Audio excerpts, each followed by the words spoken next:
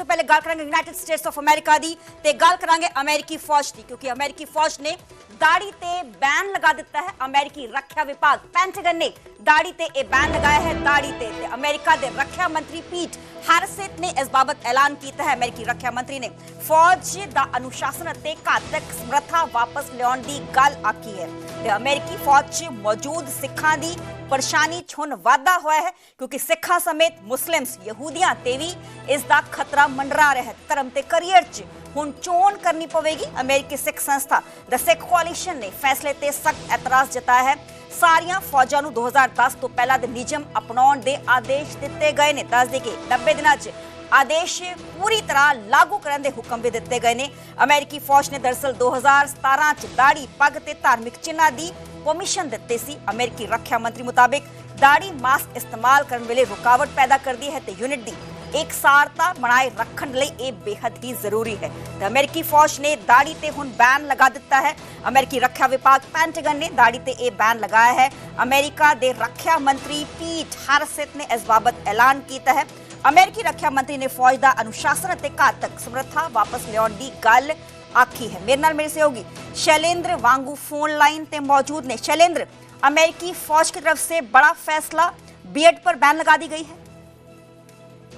बिल्कुल, अमेरिका के रक्षा सचिव पीट हेगसेथ ने पिछले महीने अमेरिका की सशस्त्र सेनाओं को उसमें दाढ़ी रखने पर उन्होंने लगभग प्रतिबंध लगाने का आदेश दे दिया है। उन्होंने सभी सैन्य शाखाओं को आदेश दिया है कि वो 2010 से पहले जो मानक थे, जो स्टैंडर्ड्स थे, उस पर वापस जाए, जहां पर दाढ़ी रखने के लिए छूट बहुत कम थी या लगभग ना के बराबर थी। तो इसके तहत लगभग सभी धार्मिक छूटों को रद्द कर दिया जाएगा और इसके लिए फिलहाल 60 दिनों के अंदर इसके लिए इसको तैयारी करनी होगी और अगले 90 दिनों के अंदर, यानी कि 3 महीनों के अंदर इसको पूरी तरह से इम्प्लीमेंट कर दिया जाएगा। हालांकि इस फैसले को लेकर जो है वो बहुत से जो रिलीजियस कम्युनिटीज हैं उसमें नाराजगी है, क्योंकि जहां पर दाढ़ी रखना, जैसे सिखिज्म में दाढ़ी रखना जो है वो पार्ट ऑफ द रिलीजन है, तो ऐसे में उन्होंने इसको लेकर विरोध जताया है। लेकिन ये जो फैसला है अमेरिकी फोर्सेज की तरफ से सभी फोर्सेज को, जो उनकी सभी शाखाएं हैं, उस पर इम्प्लीमेंट करने के लिए उन्होंने फिलहाल बोल दिया। हालांकि ये जो फैसला है इस पे काफी विचार करने की भी फिलहाल बात नहीं हो रही, और ये रिसेंटली उनके जो डिफेंस सेक्रेटरी है उनकी तरफ से ये बयान सामने आया। लेकिन अब देखना होगा कि क्या इसको रिकंसिडर किया जाता है। क्योंकि इससे पहले ये कहा जा सकता है कि जो माइनॉरिटीज हैं उनकी जॉब पे खतरा मंडरा रहा है, क्योंकि अब धर्म और करियर में से चुनाव करना होगा। बिल्कुल बिल्कुल, आपने सही कहा कि इसमें कहीं ना कहीं सवाल अब ये खड़े होंगे कि या तो धर्म का पालन होगा या अपने करियर पे फोकस कर पाएंगे। और एक लंबी लड़ाई लड़ी है सिख कम्युनिटी ने भी अपनी पहचान बनाने के लिए अमेरिकन फोर्सेज के अंदर। और हमने से पहले भी देखा है कि जो कुछ ऐसे इंडिविजुअल्स थे जिनको छूट दी गई है इससे पहले भी, लेकिन अब जो है जो छूट पूरी तरह से खत्म करने का ऐलान कर दिया गया है। लेकिन ऐसे में आप देखना ये होगा कि पॉलिटिकल कंसिडरेशन इसमें होती है या नहीं, या ट्रंप इसमें दखल देते हैं या नहीं। लेकिन फिलहाल ये आदेश जारी कर दिया गया और अगले 90 दिनों के अंदर इसको लागू कर दिया जाएगा। और इसी बीच हमने देखा कि सिख कोalition की तरफ से भी इस पर अपनी चिंता जाहिर की गई है कि किस तरह से इस ऑर्डर से जो है उससे उन जवानों, उन प्रोफेशनल्स को फर्क पड़ेगा जो कि वहाँ की सेनाओं में अपने सर्विसेज देते हैं। तो ऐसे में उनको अपना करियर चुनना होगा। जो इंडिया के गए हुए सिटीजन्स वहाँ पे बसे हुए हैं उन पर काफी ज्यादा इफेक्ट पड़ेगा, क्योंकि बहुत सारे जो सिख हैं अमेरिकन डिफेंस फोर्सेज में हैं। बिल्कुल बिल्कुल, जाहिर तौर पर, क्योंकि ऐसे में अब कुछ ऐसे सर्विसमैन भी हैं जिन्होंने इस बात को लेकर अपना विचार भी ट्वीट किया है या पोस्ट किया है। उसमें उन्होंने कहा है कि ऐसे में उनके लिए ये मुश्किल होगा तय करना कि वो अपने धर्म का पालन करें या अपने करियर पे ध्यान दें। तो ये एक बड़ा सवाल होगा आने वाले दिनों में, क्या इसमें आप कोई छूट मिलेगी या नहीं, इसको लेकर भी फिलहाल क्लैरिटी नहीं है। लेकिन आप जरूर ये कह सकते हैं कि अब जो करंट फैसला है उससे 2010 से पहले के जो मानक थे, जो स्टैंडर्ड थे, उसके तहत ही अब लुक्स रखनी होगी वहाँ की आपको के अंदर। जी जी, चलिए, बहुत बहुत शुक्रिया शैलेंद्र हमें पूरी जानकारी देने ਲਈ। ਤੇ ਸਾਡੇ ਨਾਲ बीजेपी ਆਗੂ ਆਰਪੀ ਸਿੰਘ जुड़े हुए ने। सर, स्वागत है ਤੁਹਾਡਾ ਨਿਊਜ਼ 18 ਪੰਜਾਬ ਤੇ। ਅਮਰੀਕਾ ਦੇ ਵੱਲੋਂ ਵੱਡਾ ਫੈਸਲਾ ਲਿਆ ਗਿਆ, ਅਮਰੀਕੀ ਫੌਜ ਨੇ ਦਾੜੀ ਤੇ ਬੈਨ ਲਗਾ ਦਿੱਤਾ ਹੈ।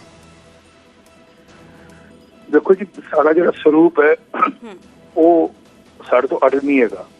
वो कोई ये नहीं कि कोई शारीरिक ब्यूटिफिकेशन से है या ਅਸੀਂ ਕੋਈ ਸਰੂਪ ਇਦਾਂ ਬਣਾਈ ਜਾਏ। ਇਹ ਗੁਰੂ ਮਹਾਰਾਜ ਸਾਹਿਬ ਦਾ ਦਿੱਤਾ ਸਰੂਪ ਹੈ। ਪੇਸ਼ਾ ਕਰਦੇ ਆ ਉੱਥੇ ਦੇ ਜਿਹੜੇ ਸਿਆਣੇ ਵਕੀਲ ਜਾਂ ਸਿਆਣੇ ਜਿਹੜੇ ਜੁਡੀਸ਼ਰੀ ਦੇ ਲੋਕ ਨੇ ਇਸ ਗੱਲ ਮੈਟਰ ਨੂੰ ਟੇਕ ਅਪ ਕਰਨਗੇ। ਉਹ ਜਿਹੜੇ ਉੱਥੇ ਲਾਅ ਇਨਫੋਰਸਮੈਂਟ ਦੀ ਏਜੰਸੀ ਜਿਹੜੇ ਉੱਥੇ ਸੈਨੇਟ ਮੈਂਬਰਸ ਨੇ ਉਹ ਵੀ ਇਸ ਗੱਲ ਨੂੰ ਟੇਕ ਅਪ ਕਰਨਗੇ ਔਰ ਉੱਥੇ ਗੱਲ ਕਰਾਂਗੇ ਸਰਕਾਰ ਨਾਲ, ਉੱਥੇ ਦੀ ਆਰਮੀ ਨਾਲ ਕਿ ਸਿੱਖ ਵਾਸਤੇ ਦਸਤਾਰ ਕੇਸ ਰੱਖਣਾ ਮੈਂਡੇਟਰੀ ਹੈ, ਉਹ ਪਾਰਟ ਆਫ ਹਿਸ ਲਿਵਿੰਗ ਹੈ। ਆਰਪੀ ਸਿੰਘ ਜੀ, ਤੁਹਾਨੂੰ ਲੱਗਦਾ ਹੈ ਕਿ ਜੋ ਪੰਜਾਬੀ ਨੌਜਵਾਨ ਵੱਡੇ ਪੱਧਰ ਤੇ ਅਮਰੀਕਨ ਡਿਫੈਂਸ ਫੋਰਸਿਸ 'ਚ ਐਮਪਲੋਇਡ ਨੇ, ਉਹਨਾਂ ਤੇ ਇੱਕ ਵੱਡਾ ਖਤਰਾ ਮੰਡਰਾ ਰਿਹਾ ਹੈ ਉਹਨਾਂ ਦੀ ਜੌਬ ਨੂੰ ਲੈ ਕੇ? ਹਾਂ, ਬਿਲਕੁਲ ਅਸਰ ਪਏਗਾ, ਪਰ ਅਪੇक्षा ਕਰਦੇ ਕਿ ਟਰੰਪ ਸਰਕਾਰ ਸਮਝੇ ਕਿ ਉਹਨੂੰ ਅਗਰ ਪੰਜਾਬੀ ਜਾਂ ਸਿੱਖ ਚਾਹੀਦੇ ਨੇ ਆਪਣੀ ਫੋਰਸ ਵਿੱਚ ਔਰ ਉਹਨੂੰ ਲੱਗਦਾ ਵੀ ਸਿੱਖ ਕਾਬਿਲ ਹੈਗੇ ਨੇ ਔਰ ਸਿੱਖਾਂ ਦੀ ਇੱਕ ਲੋੜ ਹੈ ਉੱਥੇ ਫੋਰਸ ਵਿੱਚ, ਤੇ ਉਹ ਜ਼ਰੂਰ ਅਸੀਂ ਗੱਲ ਦੀ ਅਮੈਂਡਮੈਂਟ ਵੀ ਕਰਾਂਗੇ। ਖਤਰਾ ਤੇ ਹੈ ਪਰ ਐਕਸਪੈਕਟ ਕਰਦੇ ਹਾਂ ਕਿ ਉੱਥੇ ਸਰਕਾਰ ਇਸ ਗੱਲ ਨੂੰ ਸਮਝੇਗੀ ਔਰ ਇਸ ਗੱਲ ਦੀ ਅਮੈਂਡਮੈਂਟ ਵੀ ਕਰੇਗੀ ਔਰ ਦੁਨੀਆ ਭਰ ਵਿੱਚ ਜਿੱਥੇ ਜਿੱਥੇ ਸਿੱਖ ਕੌਮ ਦੇ ਜਿਹੜੇ ਸਾਡੇ ਬੱਚੇ ਜਿੱਥੇ ਫੌਜਾਂ ਵਿੱਚ ਹੈਗੇ ਨੇ, ਉਹ ਬੇਸ਼ੱਕ ਯੂਐਨ ਫੋਰਸਿਸ ਵਿੱਚ ਜਦ ਜਾਂਦੇ ਨੇ ਤੇ ਉੱਥੇ ਵੀ ਕੇਸ ਰੱਖਣ ਤੋਂ ਜਾਂ ਦਸਤਾਰ ਤੋਂ ਕੋਈ ਮਨਾਹੀ ਨਹੀਂ ਹੁੰਦੀ। RP Singh ji, Ki minister of external affairs ਆਪਣੇ ਪੱਧਰ ਤੇ ਇਸ ਮੁੱਦੇ ਨੂੰ ਚੁੱਕੇਗਾ? ਮੈਨੂੰ ਲੱਗਦਾ ਕਿ ਲੈਣਾ ਚਾਹੀਦਾ ਉਹਨਾਂ ਨੂੰ, ਐਟਲੀਸਟ ਉੱਥੇ ਦੀ ਸਰਕਾਰ ਨੂੰ ਅਵੇਅਰ ਕਰਨਾ ਚਾਹੀਦਾ ਕਿ ਸਿੱਖਾਂ ਵਾਸਤੇ ਇਹ ਕੋਈ ਬਿਊਟੀਫਿਕੇਸ਼ਨ ਵਾਸਤੇ ਜਾਂ ਕੋਈ ਚਿਹਰੇ ਨੂੰ ਚਮਕਾਉਣ ਵਾਸਤੇ ਨਹੀਂ ਹੈਗਾ, ਇਹ ਪਾਰਟ ਆਫ ਸਿੱਖ ਕੋਰ ਹੈਗਾ ਜਿਹਦੇ ਚ ਦਸਤਾਰ ਔਰ ਕੇਸ ਮੈਂਡੇਟਰੀ ਨੇ ਐਂਡ ਉਹ ਅਲੱਗ ਨਹੀਂ ਕੀਤੇ ਜਾ ਸਕਦੇ ਸਿੱਖ ਤੋਂ। ਇਹ ਗੱਲ ਐਕਸਪੈਕਟ ਕਰਦੇ ਹਾਂ ਕਿ ਮਿਨਿਸਟਰੀ ਆਫ ਐਕਸਟਰਨਲ ਅਫੇਅਰ ਵੀ ਕਰੇਗੀ। ਮੈਂ ਵੀ ਮਿਨਿਸਟਰੀ ਆਫ ਐਕਸਟਰਨਲ ਅਫੇਅਰ ਨੂੰ ਰਿਕੁਐਸਟ ਕਰਾਂਗਾ ਕਿ ਮੈਟਰ ਟੇਕ ਅਪ ਕਰੇ। ਤੁਹਾਨੂੰ ਲੱਗਦਾ ਹੈ ਕਿ ਇਹ ਜੋ ਡਿਸੀਜਨ ਅਮਰੀਕੀ ਫੌਜ ਵੱਲੋਂ ਲਿਆ ਗਿਆ ਹੈ, ਜੋ ਮਾਈਨੋਰਟੀਜ਼ ਹੈ ਉਹਨਾਂ ਦੀ ਹੋਂਦ ਨੂੰ ਇਸ ਨਾਲ ਖਤਰਾ ਪੈਦਾ ਹੋ ਸਕਦਾ ਹੈ, ਕਿਉਂਕਿ ਧਰਮ ਤੇ ਜੌਬ ਦੇ ਵਿਚਾਲੇ ਹੁਣ ਚੋਣ ਕਰਨੀ ਪਏਗੀ ਜੇ ਫੈਸਲਾ ਪੂਰੀ ਤਰ੍ਹਾਂ ਲਾਗੂ ਹੋ ਜਾਂਦਾ? ਹਾਲਾਂਕਿ ਆਰਡਰਸ ਦੇ ਦਿੱਤੇ ਗਏ ਨੇ। ਮੈਨੂੰ ਬਾਕੀ ਮਾਈਨੋਰਟੀ ਦਾ ਪਤਾ ਨਹੀਂ ਕਿਉਂਕਿ ਉਹਨਾਂ ਦੇ ਧਰਮ ਵਿੱਚ ਕੇਸ ਦੱਸਣੇ ਕਿੱਦਾਂ ਮੈਂਡੇਟਰੀ ਨੇ, ਸਾਡੇ ਚ ਤਾਂ ਮੈਂਡੇਟਰੀ ਨੇ, ਸਾਡੇ ਤੇ ਸਰੂਪ ਦਾ ਹਿੱਸਾ ਹੈ, ਸਿੱਖੀ ਸਰੂਪ ਦਾ ਹਿੱਸਾ ਹੈ ਤੇ ਇਸ ਕਰਕੇ ਸਾਡੀ ਸਰਕਾਰ ਇਹਨੂੰ ਮੈਟਰ ਟੇਕ ਅਪ ਕਰੇ, ਇਹ ਜ਼ਰੂਰੀ ਹੈ। ਜੀ ਜੀ, ਚਲੋ ਬਹੁਤ ਬਹੁਤ ਸ਼ੁਕਰੀਆ। ਆਰਪੀ ਸਿੰਘ ਬੀਜੇਪੀ ਦੇ ਸਪੋਕਸਪਰਸਨ ਸਾਡੇ ਨਾਲ ਉਹਨਾਂ ਨੇ ਇਸ ਗੱਲ ਦਾ ਜ਼ਿਕਰ ਕੀਤਾ ਕਿ ਜ਼ਰੂਰ ਇਹ ਮੁੱਦਾ ਚੁੱਕਿਆ ਜਾਏਗਾ, ਪਰ ਅਮਰੀਕੀ ਫੌਜ ਦੇ ਵੱਲੋਂ ਇੱਕ ਵੱਡਾ ਫੈਸਲਾ ਜ਼ਰੂਰ ਲਿਆ ਗਿਆ ਹੈ ਕਿ ਹੁਣ ਦਾੜੀ ਤੇ ਬੈਨ ਲਗਾ ਦਿੱਤਾ ਗਿਆ। ਅਮਰੀਕੀ ਰੱਖਿਆ ਵਿਭਾਗ ਪੈਂਟਾਗਨ ਨੇ ਦਾੜੀ ਤੇ ਇਹ ਬੈਨ ਲਗਾਇਆ ਹੈ। ਅਮਰੀਕਾ ਦੇ ਰੱਖਿਆ ਮੰਤਰੀ ਪੀਟ ਹੈਰਸਟ ਨੇ ਇਸ ਬਾਬਤ ਐਲਾਨ ਕੀਤਾ ਹੈ ਕਿ ਸਿੱਖਾਂ ਸਮੇਤ ਜੋ ਜਿੰਨੀਆਂ ਵੀ ਮਾਈਨੋਰਟੀਜ਼ ਨੇ, ਚਾਹੇ ਮੁਸਲਿਮ ਹੋਣ ਚਾਹੇ ਉਹ ਯਹੂਦੀ ਹੋਣ, ਉਹਨਾਂ ਤੇ ਖਤਰਾ ਮੰਡਰਾ ਰਿਹਾ ਹੈ। ਧਰਮ ਤੇ ਕਰੀਅਰ ਦੇ ਵਿਚਾਲੇ ਹੁਣ ਚੋਣ ਕਰਨੀ ਪਏਗੀ ਕਿਉਂਕਿ ਅਮਰੀਕਾ ਸਿੱਖ ਸੰਸਥਾ ਦ ਸਿੱਖ ਕੋਆਲੀਸ਼ਨ ਨੇ ਇਸ ਫੈਸਲੇ ਤੇ ਸਖਤ ਇਤਰਾਜ਼ ਜਤਾਇਆ ਹੈ। ਪੈਂਟਾਗਨ ਨੇ ਸਾਰੀਆਂ ਫੌਜਾਂ ਨੂੰ 2010 ਤੋਂ ਪਹਿਲਾਂ ਜੋ ਰੂਲ ਸੀ ਉਸ ਨੂੰ ਅਪਣਾਉਣ ਦੇ ਸਖਤ ਨਿਰਦੇਸ਼ ਦੇ ਦਿੱਤੇ ਗਏ ਨੇ।